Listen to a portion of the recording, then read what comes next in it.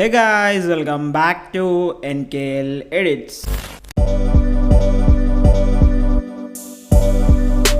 Hey guys, അപ്പോൾ നമ്മൾ ഇന്ന് ക്രിയേറ്റ് ചെയ്യാൻ പോകുന്നത് എന്താണെന്ന് വെച്ചാൽ നമ്മളിപ്പോൾ പ്രിവ്യൂവിൽ കണ്ട ആ ഒരു സ്മൂത്ത് ആയിട്ടുള്ള ആ ഒരു വേവ് ട്രാൻസിഷൻ അങ്ങനെ വളരെ സിമ്പിളായിട്ട് ക്രിയേറ്റ് ചെയ്യാന്നുള്ളതാണ്.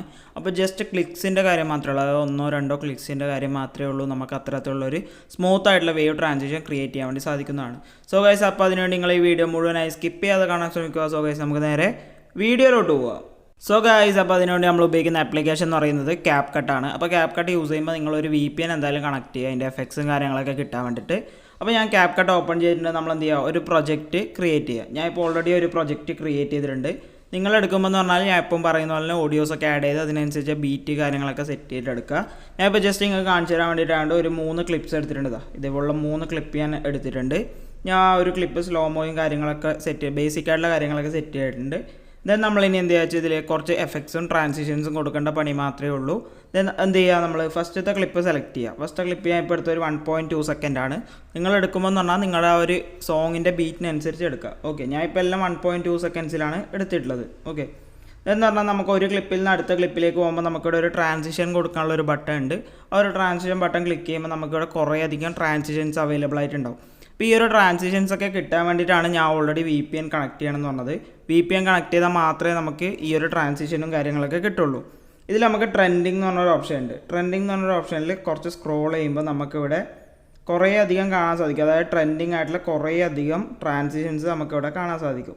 അപ്പോൾ ഇതിലൊരു ട്രാൻസിഷൻ എന്ന് പറഞ്ഞാൽ ഡ്രോപ്പ് ഡൗൺ. ഈ ഡ്രോപ്പ് ഡൗൺ എന്ന് പറഞ്ഞാൽ ട്രാൻസിഷൻ നമ്മൾ സെലക്ട് ചെയ്യുക. ഇതാണ് നമ്മൾ യൂസ് ചെയ്യുന്നത്. നമ്മൾ ആ ഒരു വീഡിയോ താഴോട്ട് ഡ്രോപ്പ് ആവുന്ന പോലെ ഒരു ട്രാൻസിഷൻ ആണ്. ഇത് നമ്മൾ എന്ത് ചെയ്യുക, അപ്ലൈ ടു ഓൾ. എല്ലാ ക്ലിപ്പിലും ഈ ഒരു ട്രാൻസിഷനാണ് കൊടുക്കുന്നത്. ഇത് നമ്മൾ എന്ത് ചെയ്യുക, ടിക്ക് മാർക്ക് കൊടുക്കാം.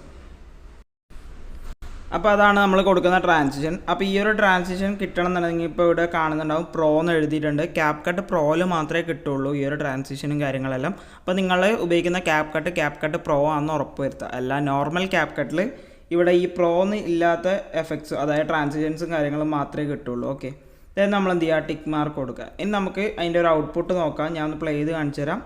അല്ല, ഇതാ ഈ ഒരു രീതിക്കുള്ള ഒരു സംഭവമാണ് നമുക്കിവിടെ കിട്ടിയിട്ടുള്ളത്. ഇത് ലാഗ് വരാനുള്ള കാരണം എന്ന് പറഞ്ഞാൽ എൻ്റെ VPN കണക്ഷൻ കുറച്ച് ലോ ആണ്.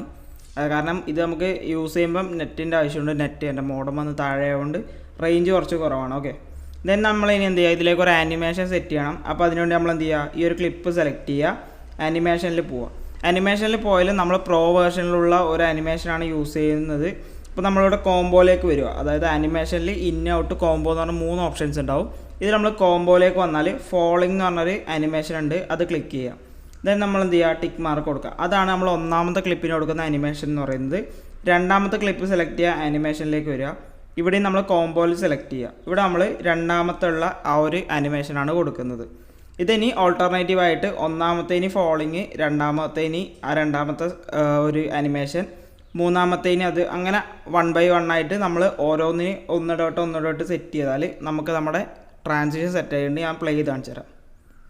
ആണല്ലേ, ഒരു സ്മൂത്ത് ആയിട്ടുള്ളൊരു ട്രാൻസിഷനാണ്. ഞാൻ പറഞ്ഞ പോലെ ആ പ്ലേയിൽ വരുന്ന ലാഗ് എന്ന് പറയുന്നത് അത് നിങ്ങൾക്ക് ഇപ്പം ഒരു ചെറിയൊരു ലാഗ് ഉണ്ട് എൻ്റെ ഫോണിൽ വന്നിട്ട്, സ്റ്റോറേജിൻ്റെയും കാര്യം അത് ചെറിയൊരു പ്രശ്നം, ഫോണിൻ്റെ പ്രശ്നമാണ്.